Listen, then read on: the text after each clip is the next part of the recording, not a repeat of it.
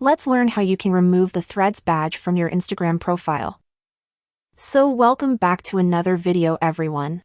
If you don't like the Threads badge, which is a bunch of numbers below your name on your Instagram profile, then I'm going to show you how you can remove it completely and keep that clean look on your Instagram account.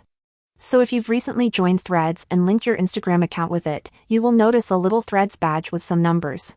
Those numbers represent how many Thread accounts were created when you created your account. We can easily remove this badge or hide it by clicking on it, and then this little menu will pop up on our screen. It says that you are this number to have joined Threads. Keep in mind that this badge can be useful because people can click on it on your Instagram profile and then they will be taken to your Threads account directly in the app. They can then see your Threads profile and maybe follow you or other stuff. If you want to hide it, simply tap on this Hide Badge button on the bottom of the screen and then this message will pop up. They will notify you that you won't be able to add this badge back on your Instagram profile. So think about it, and if you are sure that you want to remove it, simply tap here and your Threads badge will be removed from Instagram. And that's it for this video, everyone. If this was helpful to you, then leave a comment down below and I'll see you in the next one.